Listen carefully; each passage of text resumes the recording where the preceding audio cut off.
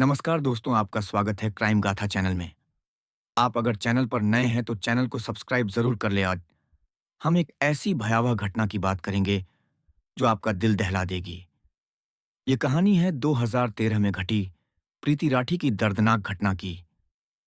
ये वह मामला था जिसने सारे देश को आंसुओं में डुबो दिया। आपने क्रूरता की कई कहानियां शायद पहले भी सुनी होंगी, पर आज जो सच्चा वाकया हम आपको सुनाएंगे वह आपको स्तब्ध कर देगा। आपकी आंखें इसे सुनकर नम हो जाएंगी। 2013 में इस हादसे ने पूरे देश को शोक में डुबो दिया था। इस मामले की सुनवाई में वकील ने इसे महिलाओं पर सबसे जघन्य अपराध बताया था और सुनवाई के वक्त जज ने ऐसी बात कही कि सभी की आंखें डबडबा गईं। यह हादसा क्या था और कहां घटित हुआ था? सुनवाई में जज ने क्या टिप्पणी की थी? इस मामले में और क्या-क्या हुआ था? आइए इस कहानी में हर बात को विस्तार से समझते हैं। दिन था 1 मई 2013 का। भले ही यह दिन अधिकांश लोगों के लिए सामान्य सा था, पर नरेला दिल्ली की प्रीति राठी के लिए यह दिन खास था। आज प्रीति पहली बार दिल्ली छोड़कर कहीं और जा रही थी। घर से पहली बार इतनी दूर जाने के कारण वह थोड़ा घबराई हुई थी, मगर वह खुश भी थी क्योंकि प्रीति ने वह हासिल किया था जिस पर उसका परिवार गर्व महसूस कर रहा था। असल में 23 वर्षीय प्रीति राठी ने दिल्ली में नर्सिंग की पढ़ाई पूरी की थी। पढ़ाई के बाद वह किसी सैन्य अस्पताल में नर्स बनने का सपना देखती थी। इसके लिए उसने मेहनत शुरू कर दी थी।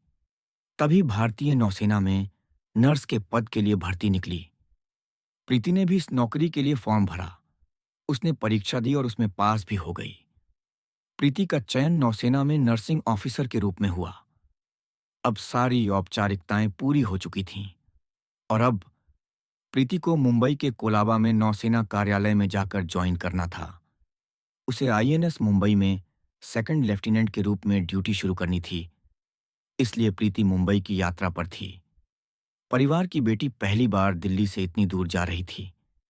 इसीलिए उसके पिता अमर सिंह राठी, चाचा विनोद दहिया और चाची सुनीता दहिया भी साथ थे। सभी को गरीब रथ एक्सप्रेस से बांद्रा स्टेशन मुंबई पहुंचना था। 1 मई 2013 को ट्रेन निजामुद्दीन स्टेशन दिल्ली पर रुकी। ट्रेन रुकते ही प्रीति अपने परिवार के साथ उसमें सवार हो गई और सभी अपनी सीटों पर जाकर बैठ गए। फिर ट्रेन अपने लक्ष्य की ओर चल पड़ी। उस ट्रेन में बहुत भीड़ थी, सीटें भरी थीं और कई लोग खड़े भी थे। इसीलिए डिब्बे में काफी शोरगुल था। ट्रेन में एक लड़का भी था जो अपना चेहरा छिपाए हुए था और उसने टोपी पहन रखी थी। वह किसी से कोई बातचीत नहीं कर रहा था, मगर कभी-कभी वह उठकर टॉयलेट की ओर चला जाता और कभी लौटकर अपनी सीट पर वापस बैठ जाता। वह बार-बार प्रीति की ओर देखने की कोशिश करता था। प्रीति के परिवार ने भी इसे भांप लिया था और वे कुछ अधिक सावधान हो गए। बहरहाल भीड़ में सभी सो गए। रात गुजर गई। सुबह होने पर सभी जाग गए और ट्रेन अपने लक्ष्य की ओर बढ़ चली और आखिरकार मुंबई पहुंच गई। अब तारीख बदलकर 2 मई 2013 हो चुकी थी। प्रीति और उसके परिवार को बांद्रा स्टेशन पर उतरना था। ट्रेन सुबह 8:05 पर बांद्रा स्टेशन पहुंची। प्रीति, उसके पिता, चाचा और चाची सभी ट्रेन से उतर गए। यहां से सभी अपने अगले पड़ाव की ओर बढ़ चले। ट्रेन से उतरने के बाद प्रीति को कुछ थकावट महसूस हुई, इसीलिए वह धीरे-धीरे चल रही थी। वहीं प्रीति के पिता, चाचा और चाची उससे कुछ कदम आगे थे। जब प्रीति ने देखा कि वह अपने परिवार से पीछे रह गई है, तो वह तेज कदमों से चलने लगी ताकि उन्हें पकड़ सके।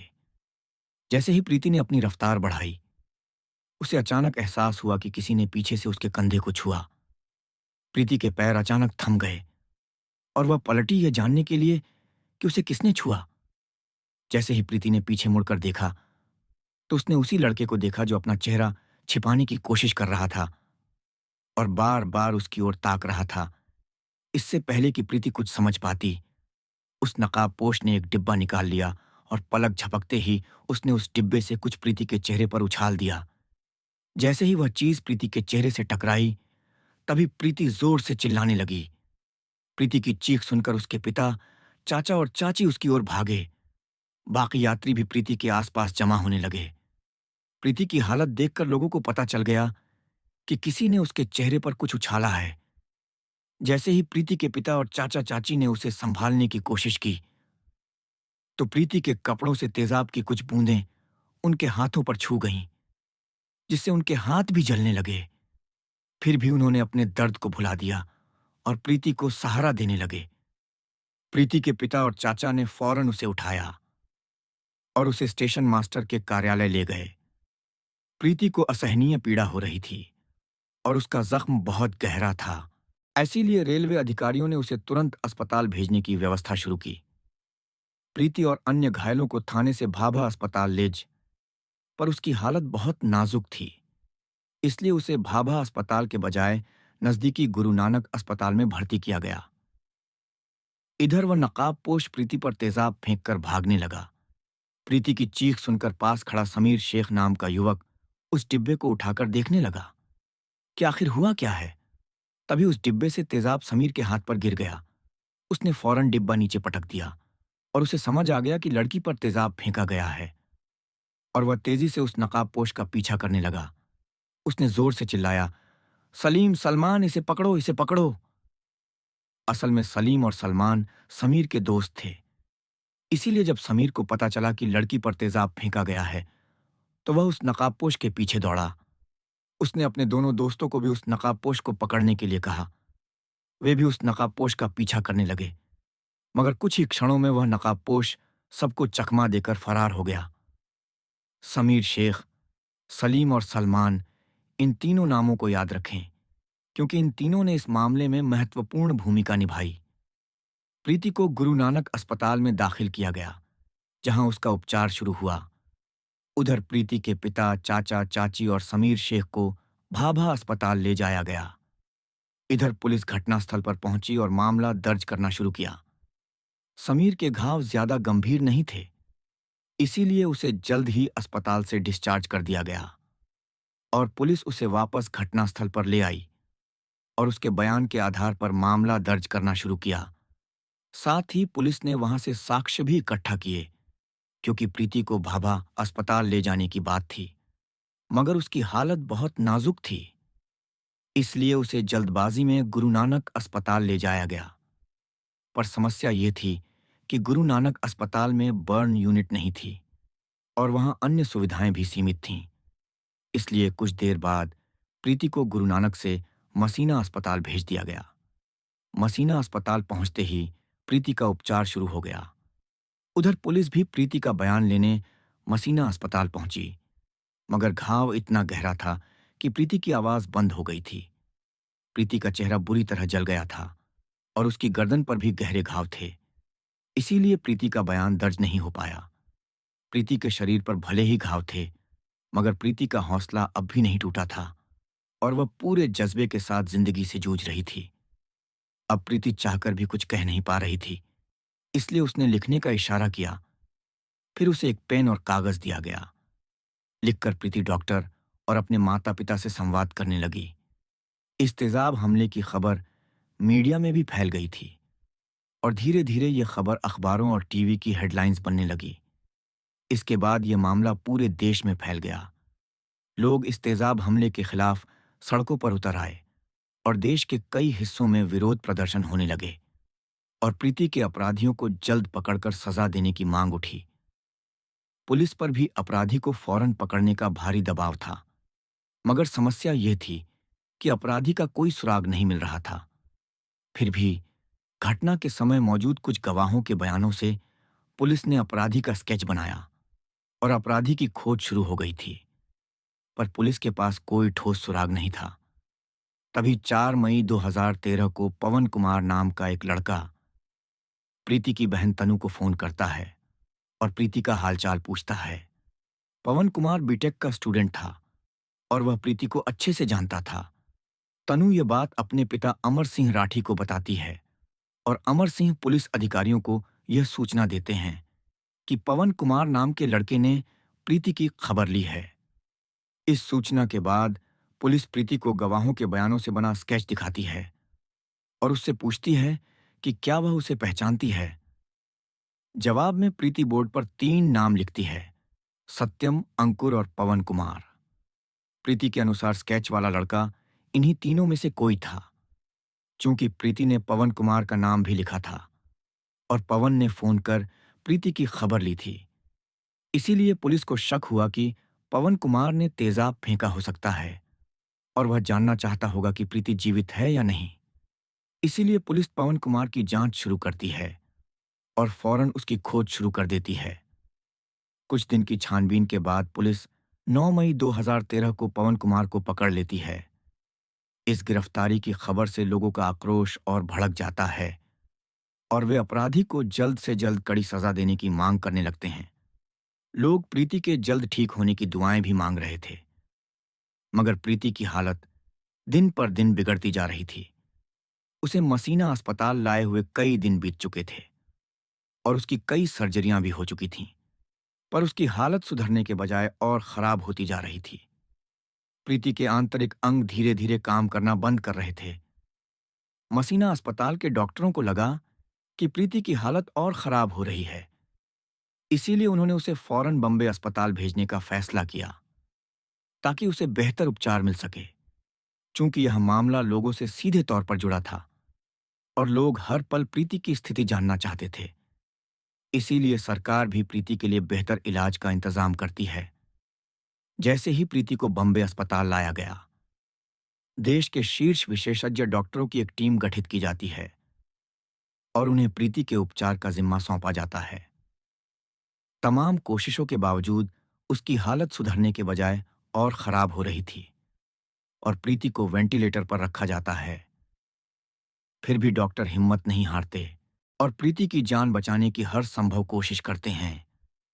तेजाब हमले को लगभग 2 महीने बीत चुके थे और प्रीति अभी भी अपनी जिंदगी की जंग लड़ रही थी, मगर आखिरकार 1 जून 2013 को उसकी धड़कनें थम गईं। प्रीति इस दुनिया को अलविदा कह गई। प्रीति की मृत्यु की खबर से पूरे देश में शोक और आक्रोश की लहर दौड़ गई। प्रीति की मौत की खबर ने हर किसी को झकझोर दिया। प्रीति की मृत्यु के बाद उसका पोस्टमार्टम किया गया और उसके पार्थिव शरीर को अंतिम संस्कार के लिए दिल्ली लाया गया, मगर प्रीति का परिवार सीबीआई जांच की मांग करता है और अंतिम संस्कार करने से इनकार कर देता है और प्रीति की मृत्यु के बाद विरोध रैलियां निकाली जाती हैं। आखिरकार सरकार से सीबीआई जांच का वादा मिलने के बाद पूरे सम्मान के साथ प्रीति का अंतिम संस्कार किया जाता है। प्रीति की मृत्यु और अंतिम संस्कार के बाद सबकी एक ही मांग थी कि प्रीति के अपराधियों को जल्द से जल्द सजा दी जाए। पुलिस ने पवन कुमार नाम के एक लड़के को पकड़ भी लिया था, मगर समस्या ये थी कि पवन कुमार के खिलाफ कोई साक्ष्य नहीं था। रेलवे पुलिस भी पवन के खिलाफ कोई सबूत नहीं ढूंढ पाई थी। तभी प्रीति के पिता अमर सिंह राठी को अपने स्तर पर पता चला कि 2 मई 2013 को पवन कुमार मुंबई में नहीं था, बल्कि वह रोहतक में था। बाद में जब पुलिस ने पवन की फोन लोकेशन जांची, तो पता चला कि घटना के दिन पवन रोहतक में था। पुलिस से पहले प्रीति के पिता को पता चला कि पवन उस दिन रोहतक में था। यह पुलिस की बड़ी नाकामी थी और यह संकेत था कि पुलिस इस मामले की सही जांच नहीं कर रही थी। इसीलिए प्रीति के पिता ने कोर्ट में रिट याचिका दाखिल की और मुंबई सीआईडी से जांच की मांग की। कोर्ट ने उनकी मांग को मान लिया और मुंबई सीआईडी को जांच सौंप दी गई। केस मिलते ही मुंबई सीआईडी सबसे पहले प्रीति के घर पहुंची और जानकारी इकट्ठा करना शुरू किया। सीआईडी अधिकारियों ने प्रीति के करीबी रिश्तेदारों से भी पूछताछ की। पूछताछ में एक रिश्तेदार ने पुलिस को बताया कि पड़ोस का अंकुर पवार नाम का लड़का प्रीति से एक तरफा मोहब्बत करता था।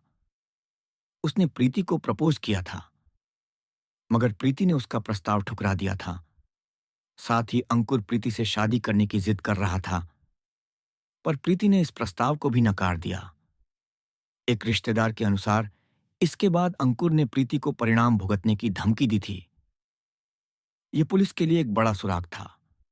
पुलिस को फौरन अंकुर के बारे में जानकारी मिल जाती है और उसे पूछताछ के लिए बुलाया जाता है। पुलिस उससे पूछती है कि 1 मई 2013 को वह कहां था। अंकुर इसका सटीक जवाब नहीं दे पाता और फौरन अपने बयान बदलने लगता है। साथ ही पुलिस को अंकुर के दोनों हाथों पर घाव भी नजर आते हैं। ये घाव तेजाब से जलने जैसे थे। अंकुर बार बार अपनी बात बदलता रहता है और उसके हाथों के घाव देखकर पुलिस का शक और पक्का हो जाता है। पूछताछ के लिए पुलिस उसे 17 जनवरी 2014 को मुंबई लाती है। मुंबई लाने के बाद उससे दोबारा पूछताछ होती है और कुछ देर बाद यह साफ हो जाता है कि तेजाब फेंकने वाला कोई और नहीं बल्कि अंकुर पवार ही था। पुलिस तुरंत अंकुर को गिरफ्तार कर लेती है और मेडिकल जांच के लिए जेजे अस्पताल भेज देती है। अस्पताल से लौटने के बाद पुलिस अंकुर से पूछताछ करती है। पूछताछ में अंकुर बताता है कि उसे प्रीति पसंद थी और वह उससे शादी करना चाहता था, मगर प्रीति ने उसे नकार दिया था, जिससे वह बहुत नाराज था। प्रीति को नौसेना में नौकरी मिल गई थी, जबकि अंकुर बेरोजगार था। इसलिए अंकुर के घर वाले उसे ताने मारने लगे थे। इससे अंकुर को प्रीति से जलन होने लगी थी। इसके बाद अंकुर ने प्रीति को सबक सिखाने की ठान ली थी। प्रीति की नौसेना में नौकरी की बात आसपास के लोगों को पता थी और यह भी पता था कि वह 1 मई को मुंबई जाएगी। अंकुर को भी यह जानकारी थी, इसलिए वह ट्रेन में सवार हो गया। अंकुर ट्रेन में प्रीति पर तेजाब फेंकना चाहता था, मगर ट्रेन में बहुत भीड़ थी और अंकुर लगातार प्रीति को घूर रहा था। इसलिए उसके माता पिता थोड़े सतर्क हो गए थे। इसलिए अंकुर को ट्रेन में तेजाब फेंकने का मौका नहीं मिला। सुबह 4 बजे अंकुर टॉयलेट के पास खड़ा था। सोच रहा था कि अगर प्रीति यहां आई तो वह उस पर तेजाब फेंक देगा, मगर प्रीति वहां नहीं आई। इसलिए अंकुर की यह योजना भी नाकाम रही। आखिरकार जब प्रीति ट्रेन से उतरी तो अंकुर ने उस पर तेजाब फेंक दिया। अंकुर ने अपना अपराध स्वीकार कर लिया था, मगर पुलिस के सामने सबूत जुटाना एक चुनौती थी। इसलिए पुलिस अंकुर के खिलाफ साक्ष्य इकट्ठा करने लगी। सबसे पहले यह पता लगाया गया कि अंकुर को तेजाब किसने दिया। जांच में पता चला कि अंकुर ने मुकेश भार्गव से तेजाब खरीदा था। उसने दुकानदार से कहा था कि उसे बैटरी के लिए तेजाब चाहिए। दुकानदार ने उसे हॉर्लिक्स के डिब्बे में करीब 2 लीटर तेजाब दिया और सबूत के लिए अंकुर के फोन की डिटेल निकाली गई। तो पता चला कि वह 1 मई को निजामुद्दीन स्टेशन पर था और 2 मई की सुबह उसकी लोकेशन बांद्रा टर्मिनल पर थी। अंकुर की पहचान की पुष्टि के लिए पुलिस ने पहचान परेड कराई। पहचान परेड में कई लोगों को एक साथ खड़ा किया गया। अंकुर को भी इसमें शामिल किया गया। फिर उन लोगों को बुलाया गया जिन्होंने तेजाब फेंकने वाले को देखा था। उन गवाहों में समीर, शेख सलीम और सलमान थे। वे अंकुर को देखते ही पहचान लेते हैं और पुलिस को बताते हैं कि यही वह लड़का था जो तेजाब फेंककर भागा था। जब अंकुर तेजाब फेंककर पीछे मुड़ा तो उसका नकाब हट गया था, क्योंकि समीर ने सबसे पहले उसे पकड़ने की कोशिश की थी और भागते समय अंकुर एक बार पीछे मुड़ा था। इसीलिए समीर ने उसका चेहरा देख लिया था। साथ ही सलीम और सलमान ने भी अंकुर का चेहरा देखा था। इसीलिए परेड में उन्होंने उसे पहचान लिया। परेड के दौरान समीर ने यह भी पुष्टि की कि पुलिस ने जो डिब्बा बरामद किया था वह वही डिब्बा था जो उसने अंकुर के हाथ में देखा था। इन तीनों के अलावा पवन मालवीय नाम का एक व्यक्ति भी था जो अंकुर को पहचानता था। साथ ही एक और व्यक्ति ने परेड में अंकुर को पहचाना और गवाही दी कि अंकुर उस रात ट्रेन में था, क्योंकि उसने अंकुर को सुबह 4 बजे टॉयलेट के पास देखा था। सभी पुख्ता सबूत जुटाने के बाद इस मामले में चार्जशीट दाखिल की गई, जिसमें अंकुर पवार मुख्य आरोपी बना। केस ग्रेटर मुंबई के विशेष city civil and session court में शुरू हुआ।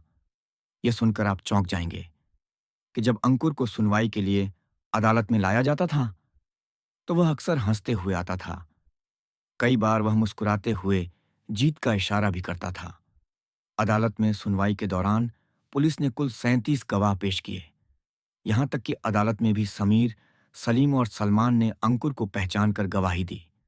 सारे साक्ष्यों और गवाहों को देखने के बाद अंततः विशेष अदालत ने प्रीति राठी के आरोपी अंकुर पवार को आईपीसी की धारा 302 और 326 के तहत फांसी की सजा सुनाई और उस पर 5,000 रुपए का जुर्माना भी लगाया गया।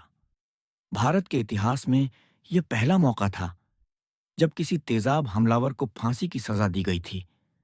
इस केस की पैरवी करने वाले विशेष लोक अभियोजक एएम चिमलकर ने इसे किसी महिला के खिलाफ अब तक का सबसे घृणित अपराध बताया था। दूसरी ओर इस केस की सुनवाई करने वाले जज ने फैसला सुनाते हुए कहा था कि इस तेजाब हमले से प्रीति का चेहरा इतना बुरी तरह झुलस गया था और उस पर इतने निशान पड़ गए थे कि अगर प्रीति ने अपना चेहरा देख लिया होता तो शायद वह उसी दिन चल बसती। यह टिप्पणी अंकुर की बर्बरता को दिखाने के लिए पर्याप्त है। अंकुर पवार कितना क्रूर और पत्थरदिल इंसान था, आप इसका अंदाजा इस बात से लगा सकते हैं कि जब जज ने उसे फांसी की सजा सुनाई तो उसके चेहरे पर जरा भी डर नहीं था। उसने प्रीति के साथ जो कुछ किया उसे उसका कोई अफसोस भी नहीं था। वह अदालत में बेशर्मी से हंस रहा था। उसकी निर्दयी हंसी प्रीति के परिवार के घावों पर नमक छिड़कने जैसी थी। अंकुर पवार को मुंबई सेशन कोर्ट से भले ही रिहाई नहीं मिली, पर उसे फांसी की सजा सुनाई गई थी। मगर अंकुर ने इस फैसले के खिलाफ बॉम्बे हाई कोर्ट में अपील की। हाई कोर्ट में जस्टिस वीपी धर्माधिकारी और जस्टिस पीडी नायक केस की सुनवाई कर रहे थे। लंबे समय तक इस मामले की सुनवाई के बाद जून 2019 में बॉम्बे हाई कोर्ट ने सेशन कोर्ट के फैसले को बदलकर उम्र कैद की सजा सुना दी। वैसे प्रीति ने जो दर्द सहा था और जो दुख प्रीति के माता पिता ने झेला, उस दर्द की तुलना में उम्र कैद की सजा भी, बल्कि फांसी की सजा भी कम पड़ती। दोस्तों, इस कहानी के बारे में आपका क्या विचार है? कमेंट बॉक्स में अवश्य बताएं। इस कहानी को लाइक और शेयर जरूर करें। अगर आपने अभी तक इस चैनल को सब्सक्राइब नहीं किया है तो जाने से पहले चैनल को सब्सक्राइब करना न भूलें, ताकि हम आपके लिए ऐसी ही कहानियां लाते रहें। शुक्रिया।